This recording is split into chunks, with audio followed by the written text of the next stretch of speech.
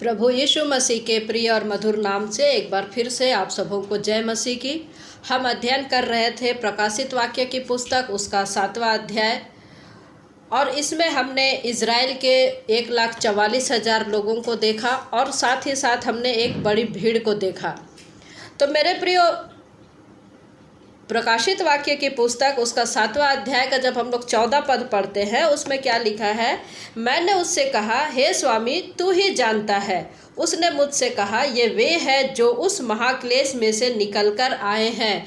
तो आज हम लोग महाक्लेश के बारे में सीखेंगे। पिछले स्टडी में हमने देखा कि गोत्र में से किस किस गोत्र को 12,000 की संख्या इस प्रकार से जो 1,44,000 बनते हैं, उनकी गिनती सीमित को हमने देखा था। और उसके बाद एक बड़ी भीड़ जिसकी कोई गिनती नहीं।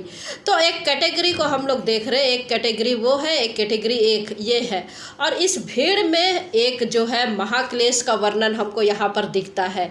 तो 14 पद में महाक्लेश के विषय में जो वचन हमको बता रहा, जो यूहन्ना दर्शन में देख रहा है, तो आज हम इसके विषय में सीखेंगे कि ये महाक्लेश क्या है। महाक्लेश क्या है? तो बहुत सारे लोग बोलते हैं जो 7 साल का जो है ये पीरियड रहेगा, ये महाक्लेश का समय रहेगा। 7 साल का महाक्लेश किसको बोलते हैं? जो 8वें अध्याय में हम लोग आगे बढ़ेंगे और फिर 13 अध्याय में हम लोग पढ़ते हैं। इसके विषय में हमको बताता है कि 2 गवाहों का आना को हम लोग देखते हैं। एक वो समय पीरियड रहेगा जो 3.5 साल का रहेगा, और दूसरी बात हम लोग देखते हैं कि जो 13 अध्याय में देखते हैं वो एंटी क्राइस्ट के विषय में, मसीह विरोधी के विषय में देखते हैं, जो कि पशु के विषय में हम लोग देखते हैं, 2 पशु के विषय में। तो उनका जो एक पीरियड रहेगा वो 3.5 साल का रहेगा। तो दोनों का समय जो है 3.5 करके जो है 7 साल, इसको हम लोग देखते हैं। तो बहुत से लोगों का मानना है कि ये जो 7 साल का समय रहेगा ये महाक्लेश का समय रहेगा। और लोग कहते हैं कि इस समय में एक भीड़ निकल करके आएगी जिसकी संख्या अनगिनत है, करोड़ों में है, खरबों में है। तो ये सोचने वाली विषय है कि क्या ये 7 साल का जो महाक्लेश का जो समय रहेगा, क्या इतने सारे लोग उस समय में निकल करके आएंगे? प्रश्न ये है कि इस 7 साल के क्लेश में क्या ऐसे लोगों की संख्या इतनी ज़्यादा होगी, ऐसे इनकी भीड़ इतनी होगी, या अनगिनत संख्या होगी? सोचने वाली बात है मेरे प्रियो, क्योंकि ऐसे उस समय में एक महाक्लेश को हम लोग देखते हैं। महाक्लेश का आना निश्चित है, परंतु उस समय जो महाक्लेश के समय में ऐसे पक्के मसीह विश्वासियों की संख्या क्या इतनी होगी?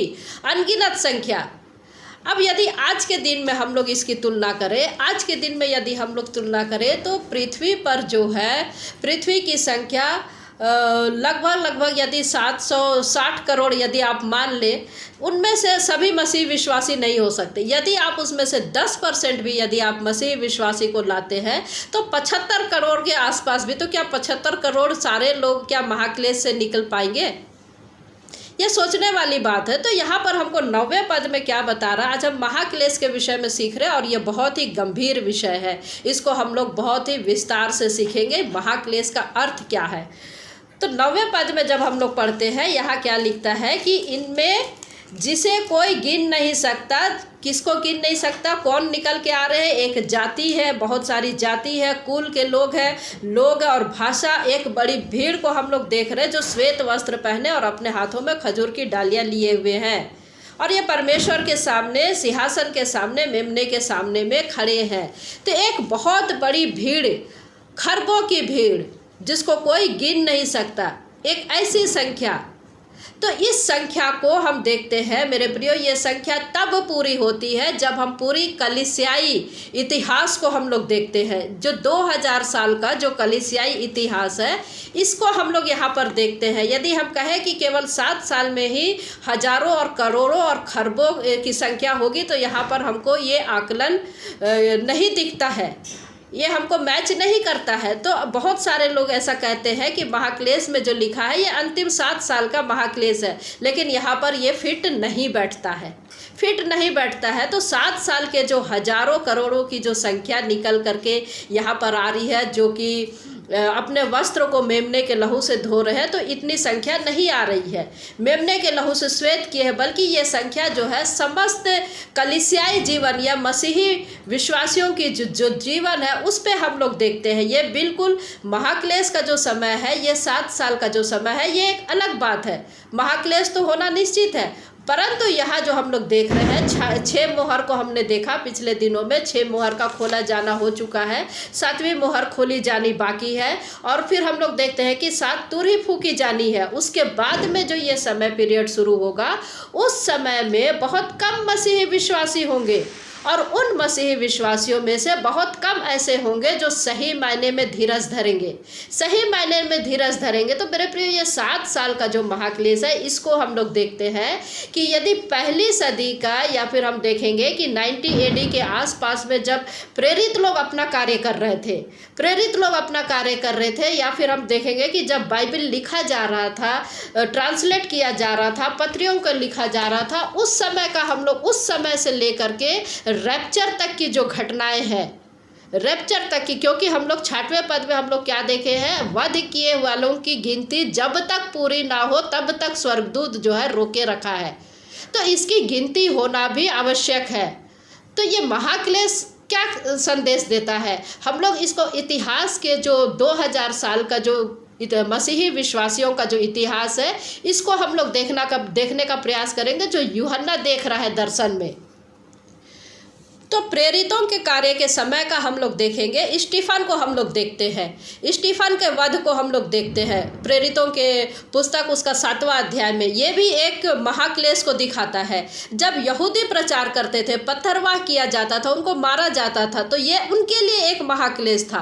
पौलुस का वध को हम लोग देखते हैं, ये भी एक पौलुस के लिए, जो उसने कठिनाइयों को सहा, दर्द को सहा, ये उसका एक महाक्लेश को हम लोग देखते हैं। पतरस को हम लोग देखते हैं, कैसे उसको उल्टा क्रूस पर लटका दिया गया, ये भी एक महाक्लेश है। बहुत सारे प्रेरितों को हम लोग देखते हैं कि जिन्हें जलते हुए या खौलते हुए तेल में उनको डाला गया, मारा गया। और याकूब को हम लोग देखते हैं, और भी जैसे दूसरे हम लोग प्रेरितों को देखते हैं जिनके गर्दन अलग कर दिए गए। तो ये सारे जो परमेश्वर के लोग या प्रभु यीशु मसीह के जो प्रचारक और जो सेवा कर रहे थे, इनके समय में जो घटनाएं हुई, ये सारी चीज़ें उनके समय के अनुसार महाक्लेश को दिखाता है। उसके बाद हम लोग देखते हैं 90 के आसपास में, 90 AD के आसपास, जो कि नीरो को हम लोग देखते हैं, जो रोमी साम्राज्य का राजा हुआ करता था और बहुत सारे मसीही विश्वासियों के साथ उसने गलत किया था। नीरो को हम लोग देखते हैं कि पूरे रोम में उसने आग लगवा दी थी, पूरे रोम में आग लगवा दी थी, और इल्ज़ाम उसने मसीही विश्वासियों पर लगाया था। बड़े पैमाने पर दंगे हुए, लोगों ने मसीही विश्वासियों को ढूंढ करके मारा। मसीही विश्वासी जो कि मेल सदस्य हुआ करते थे, उन्हें जिंदा जला दिया गया, घरों में आग लगा दी गई। तो ये भी एक महाक्लेश है, ये भी एक महाक्लेश है। उसके बाद में जब हम लोग देखते हैं पेपल टाइम में, हम लोग देखते हैं रोमन चर्च के टाइम में, हम लोग देखते हैं जब उन्होंने, एक समय में ऐसा था कि वे लोग अपना पूरा दबदबा बना करके रखे थे। अर्ली चर्च के फादर्स हुआ करते थे, जो दूसरे लोग बाइबिल पढ़ नहीं सकते थे, बाइबिल केवल उन्हीं के पास में हुआ करती थी। उन्होंने जो अपने मुंह से जो फरमान निकाल दिया, बाइबिल बन जाता था। तो उस समय में, ऐसे समय में जब सच्चे मसीही विश्वासी जब वचन को पढ़ते थे, और वे लोग इनका फादरों का मैसेज को, या फादरों की जो लोग इस मैसेज देते थे, संदेश देते थे, उसको जब इन लोगों ने विरोध किया, गलत शिक्षा का विरोध किया कि नहीं ये गलत है, तो उनके ऊपर भी सताव आया, उनको भी मारा गया, उनको भी उत्पीड़न किया गया। तो ये भी एक महाक्लेश को हम लोग देखते हैं। उसके बाद में हम लोग देखते हैं मार्टिन लूथर के समय में, हम लोग देखते हैं जो कि 550 साल पहले जब प्रोटेस्ट किया मार्टिन लूथर ने, जो कि हम लोग आज प्रोटेस्टेंट कहलाते हैं, हम प्रोटेस्टेंट बने। उन्होंने जब रोमन कैथोलिक चर्चेस को के पोप का विरोध किया, प्रोटेस्ट किया, तो वो एक समय था जो कि महाक्लेश का पीरियड था। तो मेरे प्रिय, महाक्लेश का पीरियड तो हमेशा से रहा है, महाक्लेश का पीरियड हमेशा से रहा है। तो वो हर एक क्लेश जो कि किसी के ऊपर पड़ता है, वो उसके लिए महाक्लेश है। फिर से रिपीट कर रही हूँ, वो हर एक क्लेश जो कि किसी के ऊपर में पड़ता है, वो उसके लिए महाक्लेश हो जाता है। तो ये जो पूरा कलीसियाई इतिहास का जो समय है, 2000 साल का समय, ये पूरा को हम लोग देखते हैं। और इनमें जो लोग हैं, जो मसीही विश्वासी हैं, जो कि उत्पीड़ित हुए, जो कि सताए गए, उनको यहाँ पर हम लोग प्रकाशित वाक्य की पुस्तक 7वां अध्याय 9वें पद से हम लोग आगे देख रहे, एक बड़ी भीड़ को देख रहे, बड़ी भीड़ को हम लोग यहाँ पर देख रहे। तो एक सारे लोग जो है, बड़ी भीड़, हम लोग इसको देखते हैं। आगे 15 पद हमको क्या बताता है? प्रकाशित वाक्य 7वां अध्याय 15 पद। इसी कारण वे परमेश्वर के सिंहासन के सामने हैं और उसके मंदिर में दिन रात उसकी सेवा करते हैं, और जो सिंहासन पर बैठा है वह उनके ऊपर अपना तंबू तानेगा। ये हमको आश्वासन दे रहा है परमेश्वर का वचन। यूहन्ना जो दर्शन देख रहा है वो आश्वासन दे रहा है कि जो मसीही विश्वासी उत्पीड़ित हुए हैं, जो मसीही विश्वासी दुख उठाए हैं, जो मसीही विश्वासी सताए गए हैं, वध किए गए हैं, जो उनके लिए यहाँ पर प्रतिफल को हम लोग देखते हैं कि वे कैसे परमेश्वर के सामने हैं, परमेश्वर के सामने है, वे मंदिर में सेवा कर रहे हैं, परमेश्वर के सिंहासन के सामने में है, जो सिंहासन पर बैठा है, या अर्थात परमेश्वर जो उन लोगों के ऊपर में तंबू बना करके रखा है, तंबू ताने का अर्थात वे परमेश्वर जो है उनको किस प्रकार से प्रोटेक्ट कर रहा है। ये लोग जो है वध किए गए हैं, ये रैप्चर की बातें हैं, और परमेश्वर उनको किस प्रकार से संरक्षण दे रहा है यहाँ पर हम लोग देखते हैं। और हम लोग जब प्रकाशित वाक्य की पुस्तक 5वां अध्याय को हम लोग 10वें पद को देखते हैं, क्या लिखा है, और उन्हें हमारे परमेश्वर के लिए एक राज्य और याजक बनाया, और वे पृथ्वी पर राज्य करते हैं।